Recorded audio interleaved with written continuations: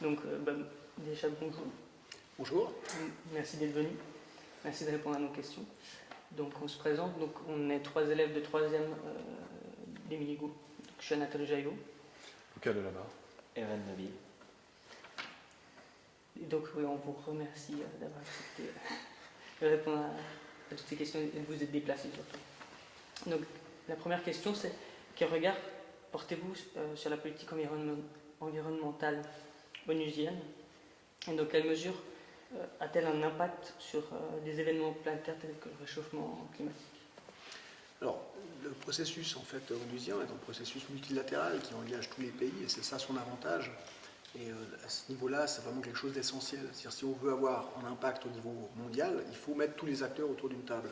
Et ça, c'est possible qu'avec une instance organisationnelle internationale qui permette justement à ces pays de se mettre autour d'une table et de discuter, de prendre des décisions.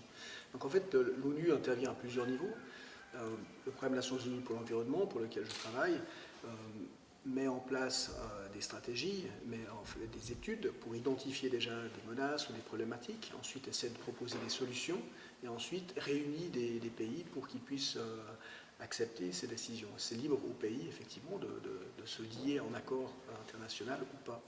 Alors c'est un processus qui peut paraître assez lent, des fois, puisque convaincre tous les pays, tous les acteurs, ça prend du temps.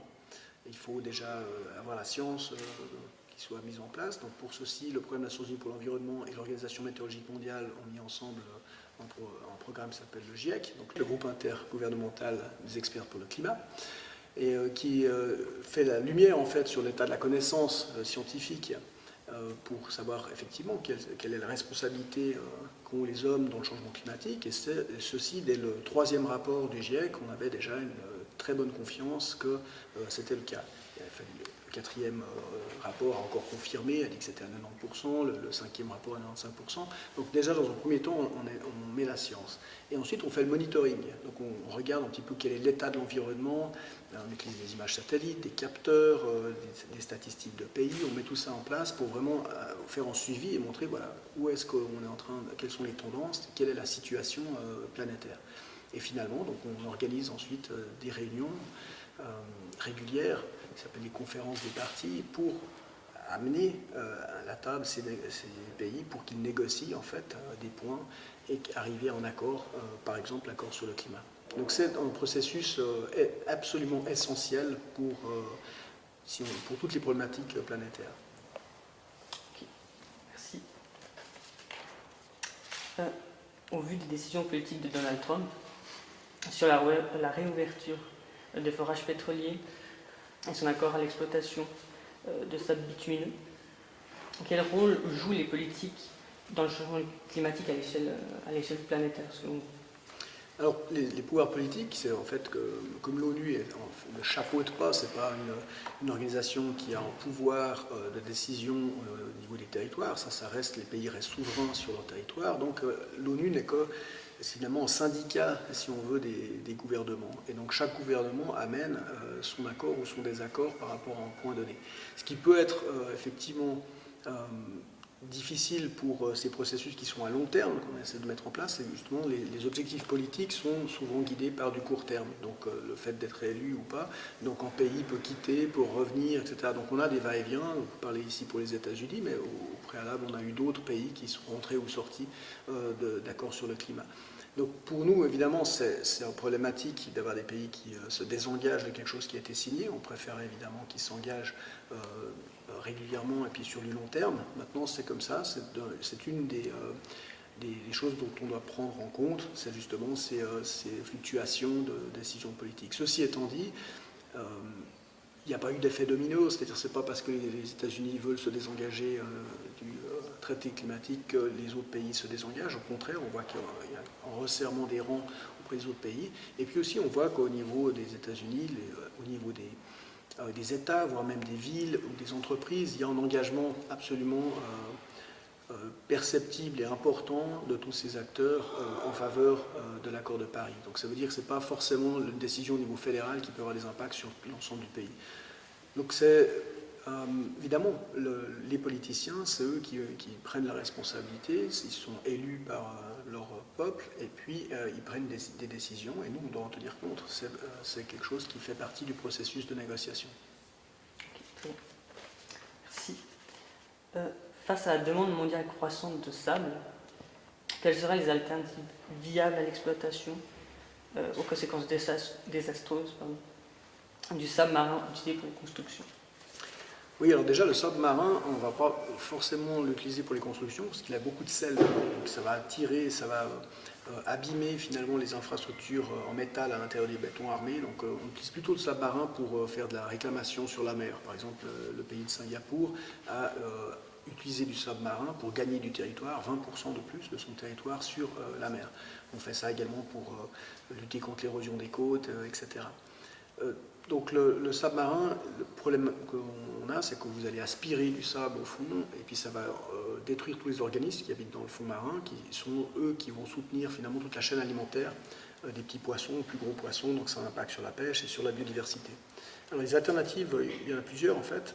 Ce ne sera pas une alternative, ce sera en set d'alternatives. Effectivement, on a une demande croissante pour le sable, pour le béton. On l'utilise pour les routes, pour les bâtiments, les barrages, les ponts, toutes nos infrastructures. Et cette demande, elle a triplé les 20 dernières années.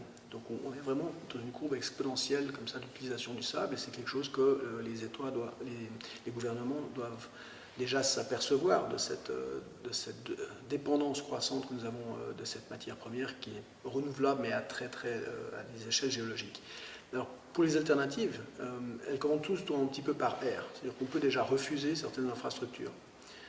La question se pose, si on prend l'exemple de l'aéroport de Genève, on a eu de 8 millions à 13 millions de passagers, on va aller peut-être vers 25 millions de passagers. Est-ce que c'est souhaitable? Est-ce que c'est utile? On pourrait se poser la question, est-ce que finalement tous ces vols low cost qui nous sont proposés, est-ce qu'il faut sauter dans cet avion sous prétexte qu'il n'est pas cher? Donc déjà, on peut réduire nos demandes sans forcément entraîner notre qualité de vie. On pourrait très bien se dire qu'on va faire autre chose le week-end que d'aller à Nice.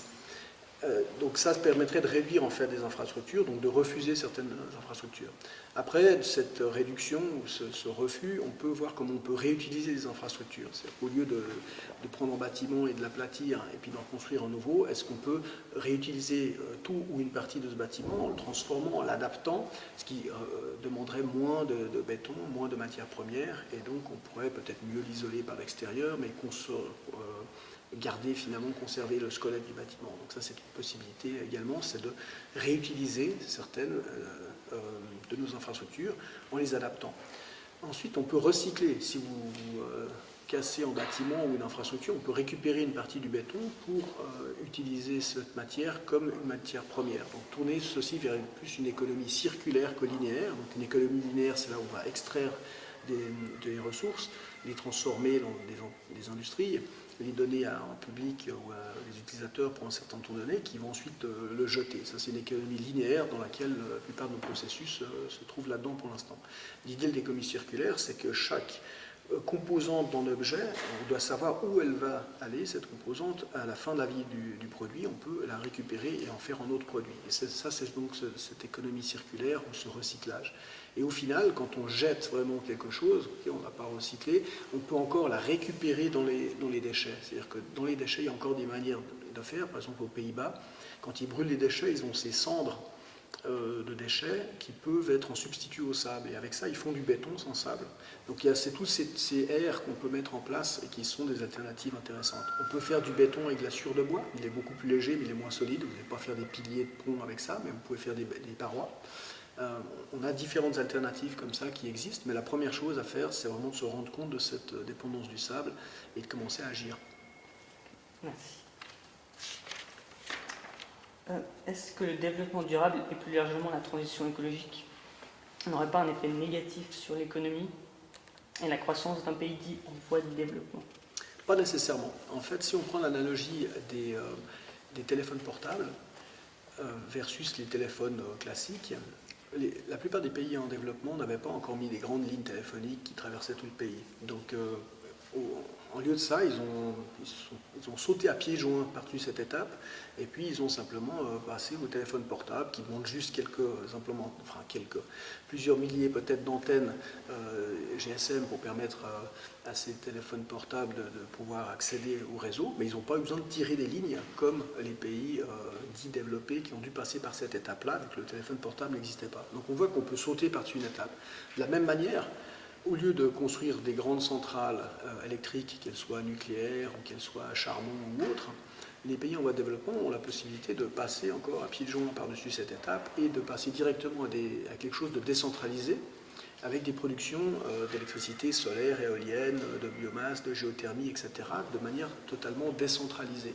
Et donc, ils n'ont pas forcément besoin de passer par les mêmes étapes. Et au contraire, s'ils passaient par les mêmes étapes et qu'on ne faisait pas du développement durable, mais qu'on passait par une progression dite classique par laquelle les pays développés sont passés, eh bien là, on perdrait de l'argent. Parce qu'ils commenceraient par investir dans des énergies du passé. Les énergies pétrolières sont des énergies du passé. Ils investiraient là-dedans avant d'investir dans d'autres choses, ce qui fait qu'ils perdraient ces investissements dès lors qu'il y a quelque chose qui est assez limité dans ces énergies fossiles, de leur quantité, de leur disponibilité et du fait du changement climatique. Donc en fait, investir dans le développement durable, c'est investir directement dans la bonne direction, sans passer par un mauvais développement non durable qui, lui, est de toute façon condamné. Donc au contraire, je pense qu'il faut investir absolument dans le développement durable et que c'est une case qui va épargner beaucoup d'argent aux pays en voie de développement. Merci. Et pour finir, si l'on vous demandait aujourd'hui de dresser un bilan environnemental de la planète, que répondriez-vous et surtout que diriez-vous aux personnes qui pensent qu'on a dépassé un point de non-retour? Alors, dresser le bilan, c'est justement un de mes travaux. Donc, on fait l'état de la biodiversité, du climat, etc. Donc, les nouvelles ne sont pas bonnes sur tous les fronts, elles sont bonnes sur certains. Donc, on voit que là, le processus multilatéral, par exemple, le protocole de Montréal sur l'ozone porte ses fruits. On voit que là, on a une augmentation de la densité d'ozone et une réduction du trou de la couche d'ozone. Donc, dans certains cas, on peut voir des améliorations. Dans d'autres cas, si on parle du climat ou de la biodiversité, là, on peut voir qu'il y a vraiment du souci à se faire et il faut accélérer le processus pour mettre les solutions en place le plus rapidement possible. Pour le climat, on sait qu'il faut arriver en pic d'ici à 2030, après quoi il va falloir réduire nos émissions d'ici au milieu de ce siècle pour arriver à zéro émission. Donc là, il y a vraiment urgence de mettre en place les structures, les processus adéquats. Quand on parle de retour en arrière, effectivement, sur la biodiversité, quand une espèce est perdue, elle est perdue à tout jamais. Et là, il n'y a pas de retour en arrière possible. Donc, dans certains impacts environnementaux, si vous coupez une forêt, vous pouvez replanter une forêt, puis à terme, vous pouvez récupérer de la biodiversité. Mais quand une espèce elle a disparu, là, c'est pas possible de la réintroduire. Donc là, il y a effectivement des processus qui, eux, sont irréversibles. Alors, l'état de la planète, il y a un scientifique qui s'appelle Johan Rockström et son équipe, ils ont fait ce qu'on appelle la théorie des limites planétaires. Et ces limites planétaires, c'est des domaines qui ne doivent pas être transgressés si on veut que le système Terre il continue à nous donner finalement un encadrement favorable pour notre développement. Et si on ne respecte pas ces limites planétaires, comme actuellement 3 d'entre elles sont transgressées, la biodiversité en premier lieu, le changement climatique et le cycle de l'azote, en transgressant ces limites, finalement on fragilise ce système dans l'équilibre dans lequel on connaît, et le système Terre pourrait migrer vers un autre équilibre qui serait moins favorable aux activités humaines. Donc pour nous, l'urgence, c'est d'abord d'identifier ces menaces et les solutions qui permettraient de résoudre ces menaces, et puis rapidement pour les mettre en place. Parce que si on attend trop longtemps et que ces limites sont effectivement transgressées, il faudra d'autant plus s'adapter. Déjà là, on est parti pour du 2 degrés. 2 degrés, c'est déjà beaucoup. 2 degrés de plus, ça a déjà des conséquences, on le voit déjà maintenant, alors qu'on est à 1 degré.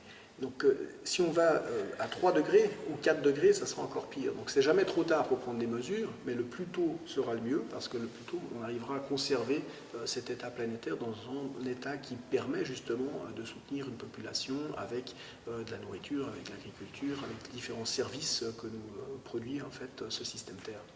Alors heureusement, on voit qu'on a des solutions à mettre en place, et je pense que c'est là où il ne faut pas baisser la garde, il faut vraiment aller de l'avant, rapidement. Il ne faut jamais désespérer, il faut toujours se dire qu'on a quelque chose à apporter, parce que de toute façon, toute action qui est bénéfique, elle va permettre d'arriver à un meilleur niveau, que si elles n'étaient pas entreprises. Donc là, c'est pour ça qu'il ne faut jamais baisser les bras. Ok. Ah, merci. Et je vous remercie. Donc, on veut vous remercier pour vos réponses, qui sont assez... Et le temps que vous nous avez accordé. Voilà. Avec plaisir. On va finir sur cette note d'espoir. Merci. Merci.